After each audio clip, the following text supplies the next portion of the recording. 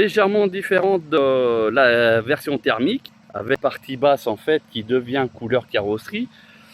Voilà, et puis les anti-brouillards qui viennent s'intégrer en fait dans les espèces de petites bouilles ici. Voilà, sinon rien de trop changé à part les feux de jour qui sont intégrés dans le capot. Voilà, c'est assez réussi. Et maintenant, je vais vous montrer la partie interne des entrailles. Alors, niveau intérieur de la Fiat 500 électrique, alors déjà, elle a un double vérin pour ouvrir et maintenir le capot. Donc ça, c'est excellent pour une petite voiture comme ça. Vous remarquerez qu'il n'y a pas d'isolant thermique et phonique au niveau du capot. Là, il y a du bruit. Pourquoi? Parce que j'ai mis la clim à une forte puissance parce qu'on doit avoir à peu près 34 degrés à l'extérieur. Et du coup, j'ai mis en sorte que le moteur, enfin à l'intérieur de l'habitacle, ça soit supportable une fois que je vais vous faire le film. Alors, la présentation. Ici, la batterie principale. Si jamais vous avez des bugs ou autre, n'hésitez pas à débrancher la cosse. Ici, pendant 5-10 minutes, vous rebranchez et ça peut effacer votre problème. Le bug peut disparaître. Je dis bien, ça peut. C'est pas forcément systématique. Ici, le groupe de charge avec le moteur qui est juste en dessous. Voilà.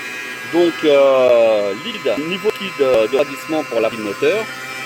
Liquide de frein, lave-glace, vous voyez, hein, il est plein. Et c'est tout ce que vous avez à occuper de ce côté-là. Au niveau des optiques, les branchements sont ici, les feux de jour sont ici. Voilà, et normalement, tout est opérationnel, il n'y a pas de souci. Voilà, donc on va fermer et on va passer au niveau de l'habitacle et on va vous présenter la bête de l'intérieur.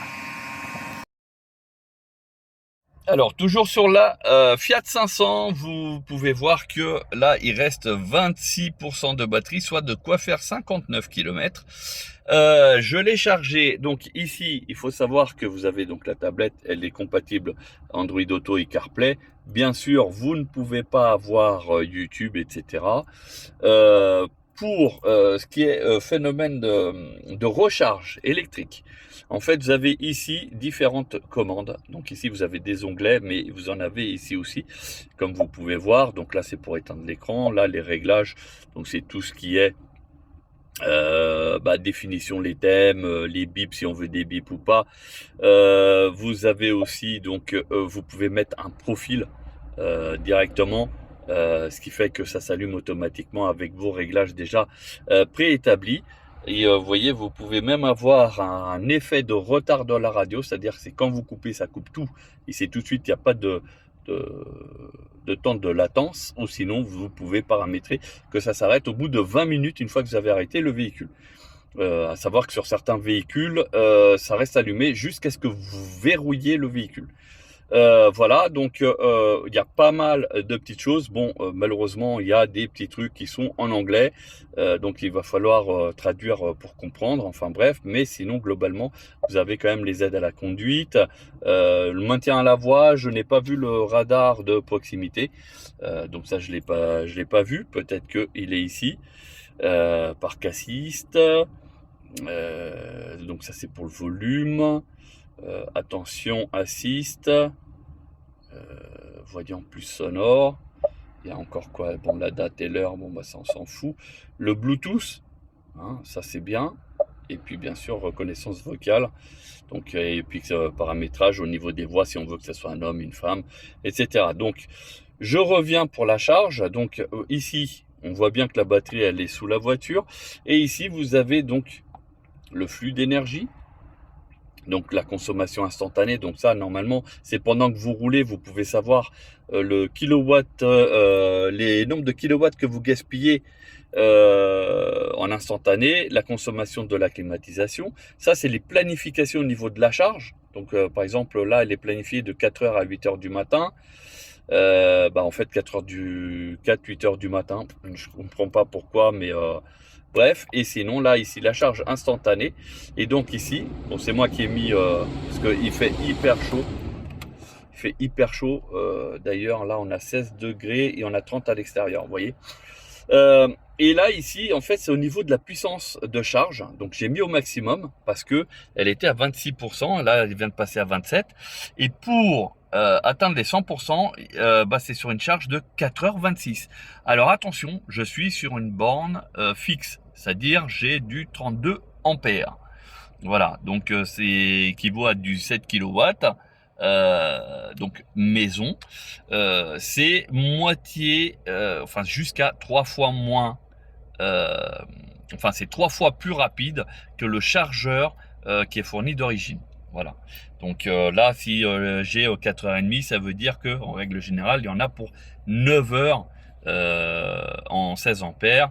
Et en 10 ampères, ça doit tourner à peu près aux alentours, je pense, des 12-14 heures. Voilà, attention, hein, c'est un calcul savant. Ceux qui ont la Fiat 500 pourront le confirmer dans les commentaires et nous dire effectivement si je suis dans le vrai ou le faux. Donc là, j'ai mis en charge instantanée, donc là, ça a repris. Dans 4h25, ça sera une charge à 100%. J'aurai pas la charge à 100% parce que je vais tester le véhicule. On me l'a confié, il n'y avait pas beaucoup de charge parce qu'elle venait d'être prêtée à quelqu'un d'autre. Et c'est pour cette raison que je la mets à charger. Et en même temps, j'ai cherché un petit peu ce qu'il y avait comme possibilité sur la tablette. Voilà. Sinon, partie intérieure, pour l'avoir conduit un petit peu, donc c'est une voiture que je trouve assez bien finie. Bon, on regrettera peut-être qu'il y ait été des plastiques un peu trop durs au-dessus, par exemple, et même ici en dessous. Molletonné aurait été mieux, hein, voilà. Ici, on a du tissu. Donc ça rend déjà la partie plus agréable. Et puis après, on a ici des plastiques rigides tels qu'on connaît sur la Fiat 500 à carburant. Hein. Après ici, on aurait presque la possibilité d'avoir une banquette 3 places à l'avant en enlevant cette partie-là. Et je trouve que ça aurait été vraiment intéressant parce que des versions 6 places, bah, mine de rien, ça peut dépanner. Alors certes, la Fiat 500 n'est pas super large, mais voilà, ça aurait pu. Enfin, c'est peut-être une idée que je lance auprès des constructeurs de véhicules électriques. Pensez à optimiser pour éventuellement des 6 places, parce que ça peut dépanner. Au niveau du tableau de bord, donc je ne sais pas si je vais pouvoir avoir les infos. On va essayer. Oui. Alors, vous avez cet affichage-là qui vous permet en fait d'avoir la vitesse, et puis autour c'est l'espèce de contour, c'est-à-dire plus vous allez charger, il va aller de ce côté, et quand vous allez lâcher l'accélérateur, même freiner, ça va aller de ce côté-là, ce qui veut dire que ça recharge automatiquement la voiture. Donc ça, c'est une bonne chose aussi. Après, donc ça c'est pour cette partie. Nous avons bien sûr les consommations moyennes, la distance parcourue, etc. Là, ici, vous avez comme quoi il y a le maintien dans la voie parce que vous avez les traits qui sont affichés des deux côtés. Donc, c'est tout ce qui est aide à la conduite. Et puis après, ici, donc la pression des pneus. Là, vous n'aurez pas forcément la pression qui sera indiquée parce que j'ai essayé de savoir et au final, non, ça affiche vert ou orange ou rouge. Voilà, vous avez 3 positions. Tant que vous êtes dans le vert, ça veut dire que c'est bon, mais on ne sait pas s'il manque 0,1 ou 0,2. Eh ben, pour le coup, on ne le sait pas. Ici, c'est pour dire qu'on a un système CarPlay, donc là, il est désactivé. Après, on passe à la navigation. Donc, de là, bon, la voiture, elle est en veille. J'ai juste la ventilation qui est en route. Mais non, il vient de trouver. Donc, il a bien stipulé au niveau du GPS, tout en ayant autre chose ici à l'écran. Donc ça, c'est très bien. Mais sinon, si je mets donc là au niveau de l'accueil, vous voyez que c'est exactement le même GPS, sauf que là, il est en monochrome dans le compteur, et alors qu'ici, il est en couleur. Et ici, on peut mettre une autre source si on veut. Normalement, il doit y avoir un délire. Ouais, sauf que là, c'était pour CarPlay, mais sinon, ça peut être éventuellement la radio, le Bluetooth. Enfin, tout ce qu'on veut. USB, il est grisé parce qu'il n'y a rien qui est connecté dessus, tout simplement. Alors, on revient au niveau du cockpit. Donc après, on a tout ce qui est alerte, donc les éventuels défauts qu'il y aurait sur le véhicule. ou tout simplement révision, etc. Et après, on revient sur un tutoriel donc pour tout ce qui est paramétrage de l'écran, etc. Voilà. Donc ici, les sécurités, les aides donc passagers, donc si on veut désactiver l'airbag, sécurité, aide, donc les volumes des annonces. Voilà, donc il n'y a pas non plus de grands réglages, mais voilà, ça reste complet et il est assez fluide. Voilà, donc ça c'est pour la partie cockpit. Donc on a toujours accès à la batterie ici. Donc là elle est bien en charge et là il nous reste 60. Vous voyez, hein, ça augmente petit à petit. Donc sur une borne de recharge à domicile, ça charge beaucoup plus vite et c'est vraiment intéressant. Au niveau de l'autonomie de cette batterie, j'en ai aucune idée, mais vraiment aucune, parce qu'on m'a prêté la voiture. C'est tiens, prends les clés, fais ton test et voilà. Donc bon, j'ai pris, là je vais charger et puis je vais me documenter pour vous donner les informations. De toute manière, j'essaie de vous mettre les informations en fin de vidéo pour les intéresser. Pour ma part, comme ça à chaud, c'est une très bonne voiture pour la ville. Pour avoir essayé la Zoé, je la trouve même plus intéressante que la Zoé. Pour ma part, c'est mon avis personnel et qui n'engage que moi. Pourquoi? Parce qu'elle a déjà pas mal d'équipements comparé à la Zoé à tarif équivalent. Celle-ci, elle est mieux équipée. Je la trouve plus mignonne au niveau de son esthétique. Elle me paraît plus évoluée. Par exemple, ici, vous voyez, il n'y a pas de bouton mécanique pour ouvrir la porte. On appuie sur le bouton, vous voyez, regardez. Voilà, et là, la porte, elle est ouverte. Donc là, je la referme. Mais il y en a qui vont dire, ouais, mais en cas de batterie faible, etc., on va être embêté. Alors non, Fiat a super bien pensé parce que ici, vous voyez, là, vous avez la molette mécanique avec le dessin de la porte. Regardez, là, je l'ai ouvert. Vous voyez, donc à la rigueur, ils auraient pu s'arrêter en disant, on va mettre tout ça, etc. Mais ils ont mis ça. C'est vraiment le côté high-tech qui peut être sympa. Bon, c'est pas non plus l'argument qui va faire que vous allez forcément acheter la voiture pour ça. Hein. Mais voilà, c'est sympa. Niveau des touches, c'est donc les vitres, bien sûr, mais les rétros. Donc ici, vous basculez de l'un à l'autre.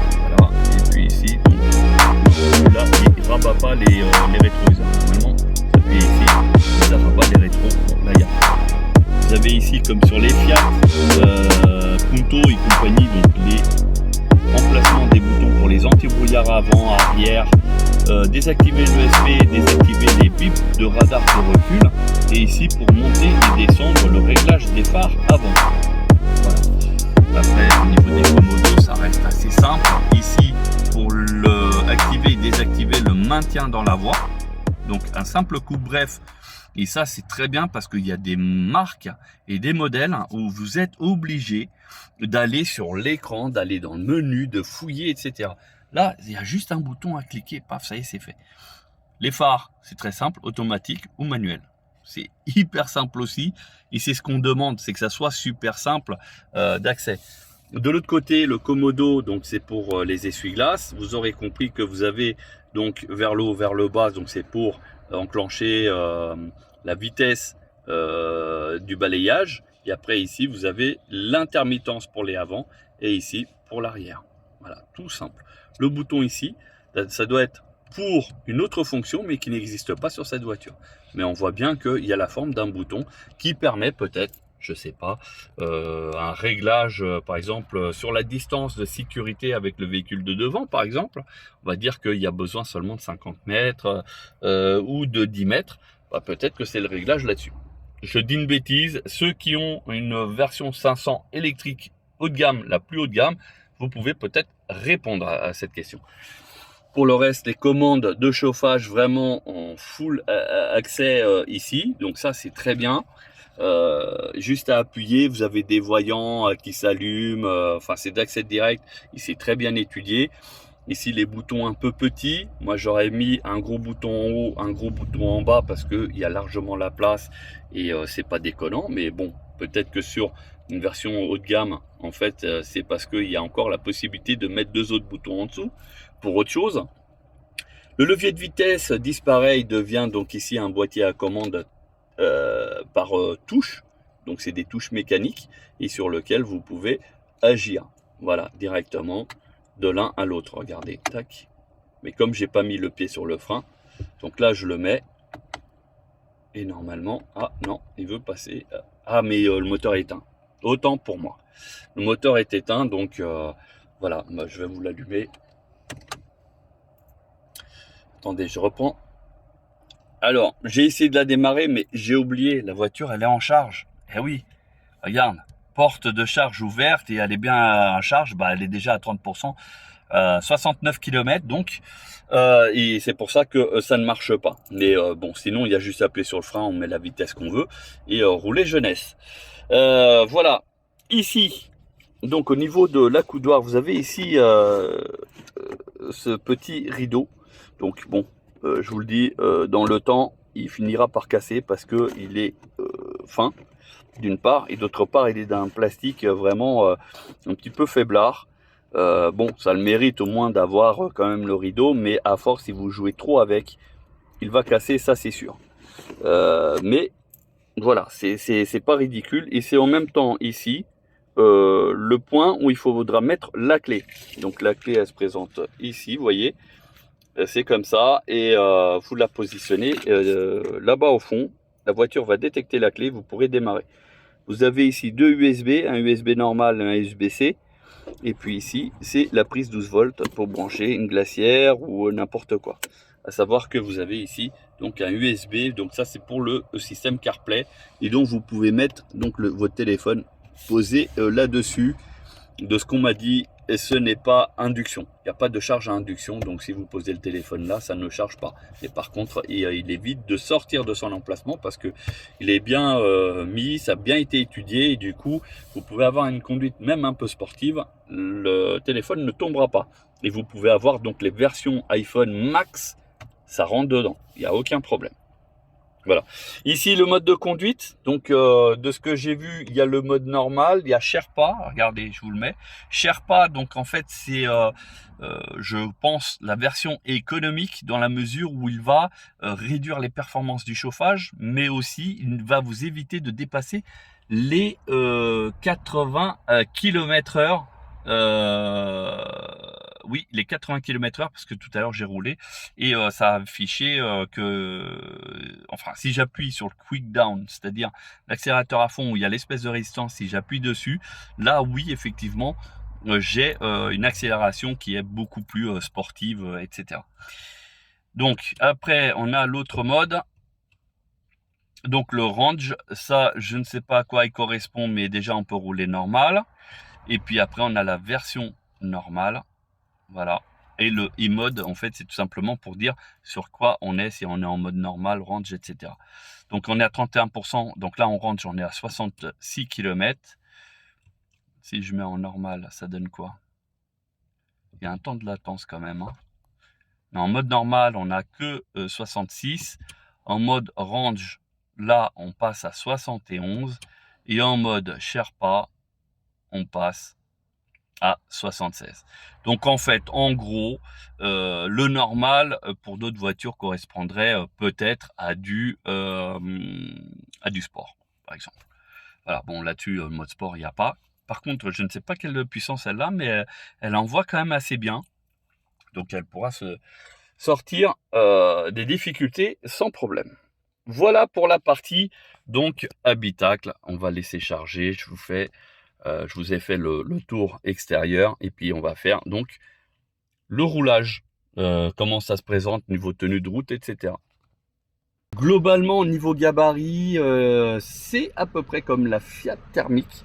Voilà, à chose près que ici on perd le levier de vitesse et on a donc cette petite console centrale ici en plein milieu entre les deux sièges qui permet donc les modes de conduite, le frein à main et ici le volume de l'autoradio avec ici un petit cache à l'intérieur. Donc j'ai mis les clés, hein, mais sinon vous avez de quoi mettre le portefeuille, etc. Vous avez 2 USB et un chargeur 12 volts et surtout le CarPlay qui est connectable ici avec la USB dédié pour le CarPlay. Désolé là pour la qualité d'image. On a un soleil de plomb, on a 36 degrés. Et voilà, comme vous pouvez constater. Et c'est très pénible là de filmer dans ces conditions. J'ai mis la clim très fort. Donc on a une surconsommation. Je ne pense pas qu'il y ait de pompe à chaleur sur ce modèle au vu de la consommation que j'ai. Donc là, il y a 1 kW et je suis monté jusqu'à 3 kW, non 4 kW pardon, de ce que j'ai constaté. Hein. Après, peut-être que ça monte peut-être plus. Je n'en sais rien, mais c'est pour ça que j'ai baissé aussi la ventilation. Alors, au niveau de d'ici, j'ai déjà fait 36 km. Et du coup, je vais rouler. Donc, j'ai été agréablement surpris par son comportement.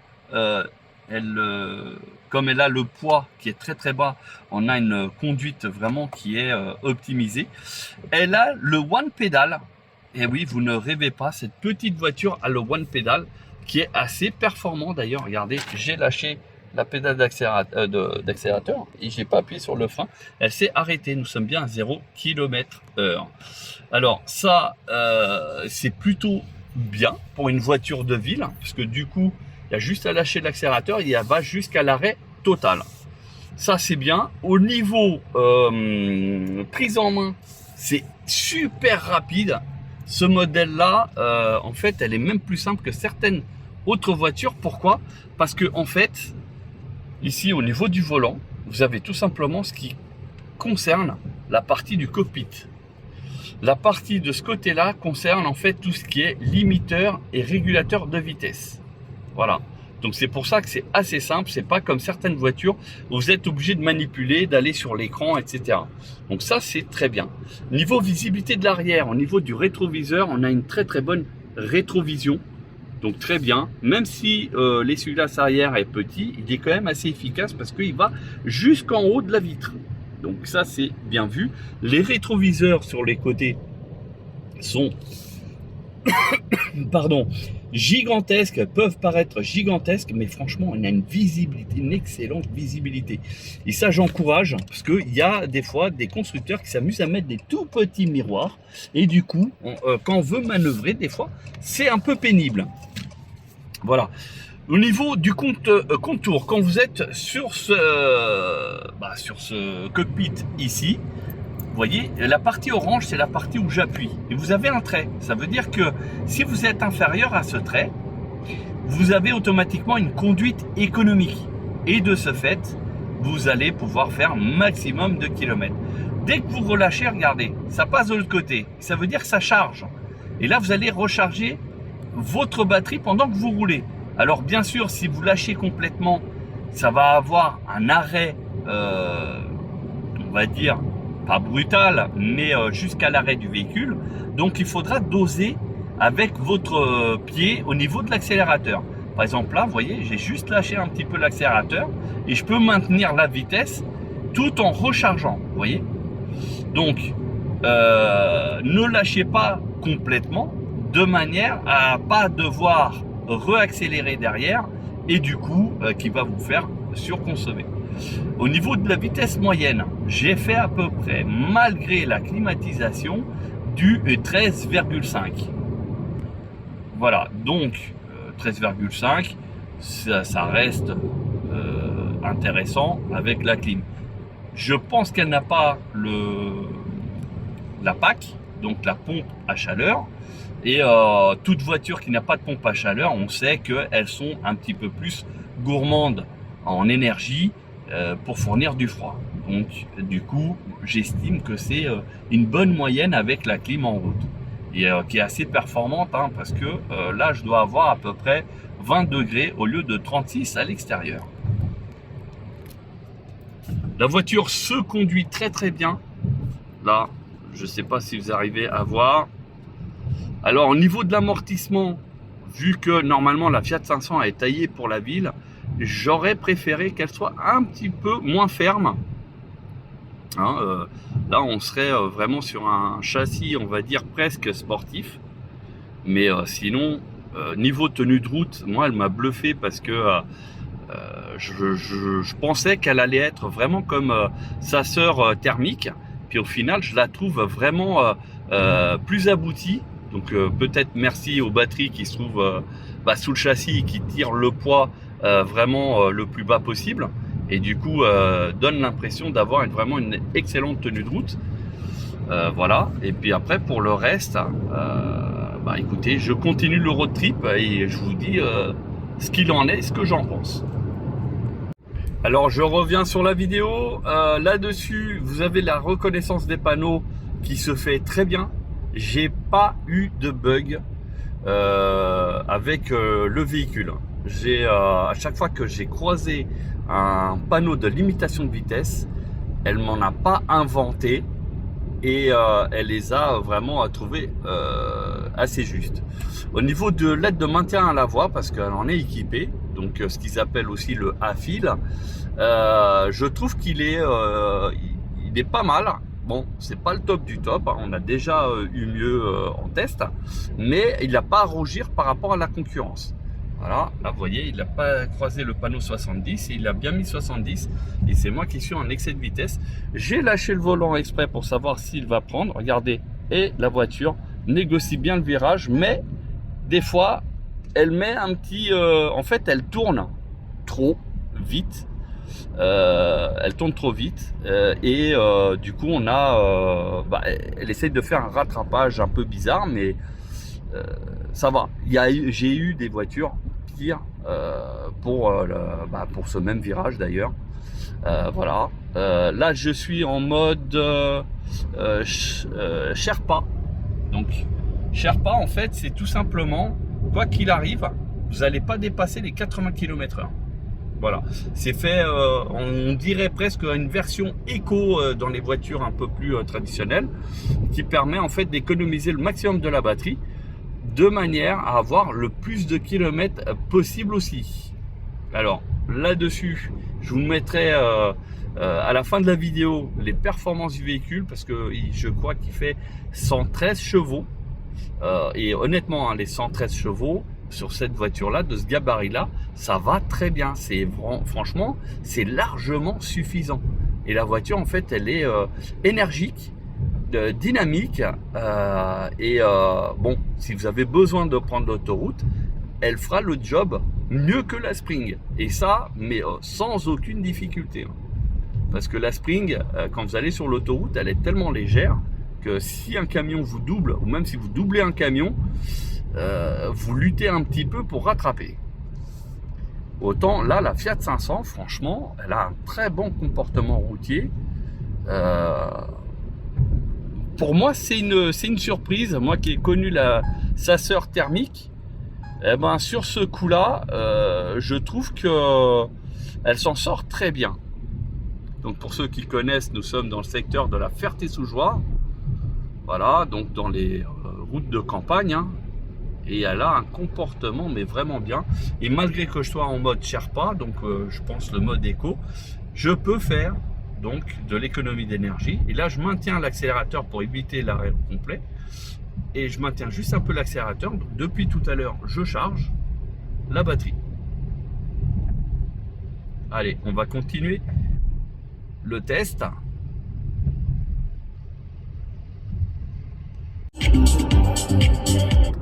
Alors on revient sur la vidéo. Donc comme vous pouvez voir, j'ai mis mon CarPlay que vous commencez à avoir l'habitude de voir. Donc j'ai en fait ici YouTube, mais en fait c'est pour avoir la musique. Et ici j'ai tout simplement Waze. Et vous voyez, ça fonctionne en même temps, il n'y a aucun problème, pas de bug, rien de tout ça. Et là en mode Sherpa, c'est assez économique, hein, parce que je suis en train de descendre sous la barre des 12,5 malgré la climatisation, et ça c'est bien. Donc après la vie à bord, ça va, c'est assez silencieux. On entend un petit peu l'air au niveau de l'arrière, mais vraiment léger. Je pense que c'est même le bruit des pneus, alors que c'est monté en continental, si je fais pas erreur. Voilà. Donc je continue le périple. Donc ça fait déjà 2 heures que je roule avec.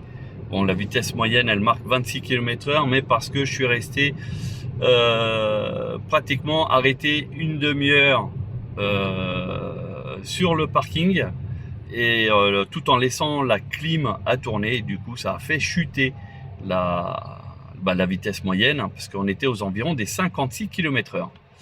Voilà, donc en fait, j'ai fait que de la départementale pour le moment. Après, je vais vous faire... tiens, on est arrêté, on est à un feu. Donc, je vais en profiter pour mettre la marche arrière et pour vous montrer en fait la qualité de la caméra de recul. Franchement, elle n'a pas à rougir.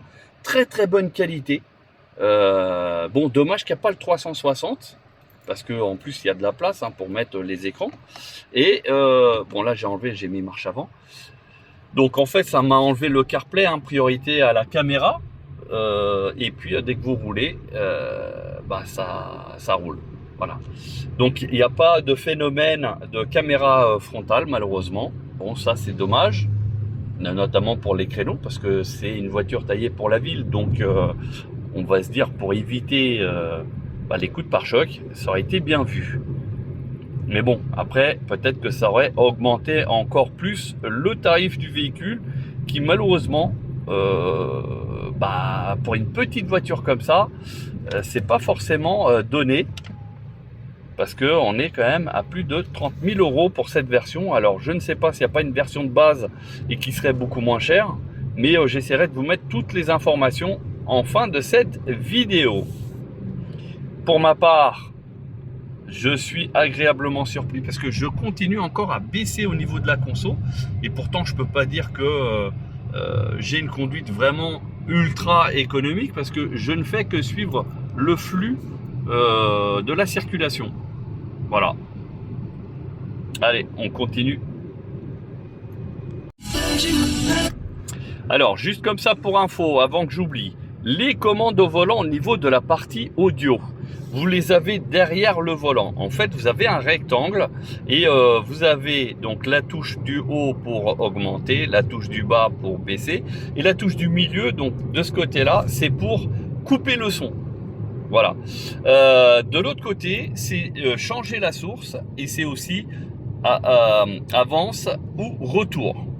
Voilà, donc c'est derrière le volant, vous avez donc un rectangle et qui est coupé en 3 morceaux et qui vous donne l'accès. Donc ça, c'était avant que j'oublie, parce que pendant que je roule, voilà, il y a des trucs qui me reviennent. Et puis il y a aussi un truc qui est sympa sur cette voiture, c'est gadget, mais c'est sympa. Écoutez bien. Régler la température à 16 degrés. J'ai réglé la température à 16 degrés. Et effectivement, alors par contre ça remet le son. Là, vous voyez, c'est bien marqué 16 degrés. Voilà.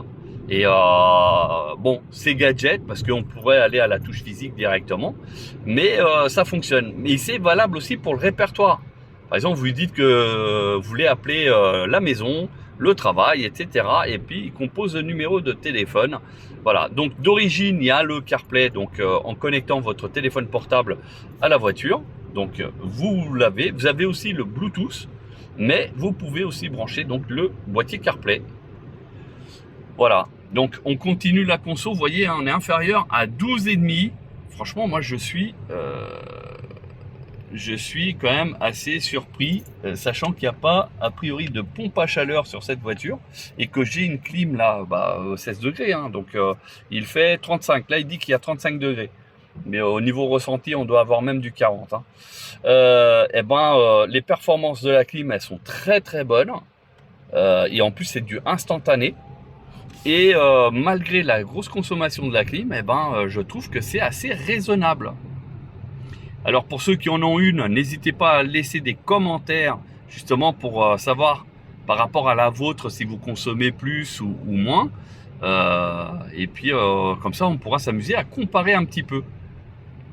Et je suis toujours dans le flux de la circulation, hein, donc du coup je ne peux pas faire franchement de conduite sportive ou autre.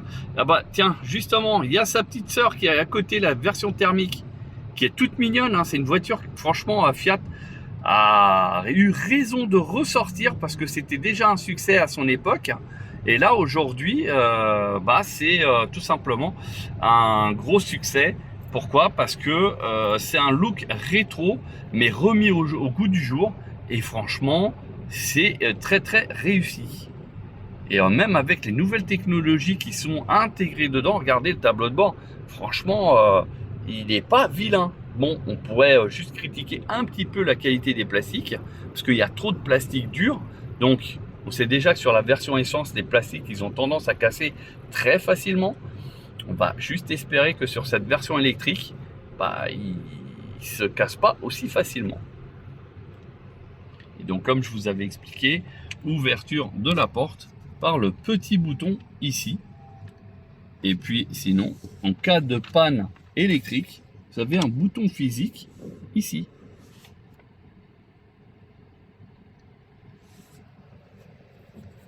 Ah, c'est une voiture qui me tape vraiment bien. Le auto hold, le H ici, qui s'est allumé. Donc ça veut dire que je n'ai pas le pied nulle part. Regardez, là il est lâché. J'ai juste accéléré et je dose avec l'accélérateur pour en fait ne pas trop ralentir la voiture.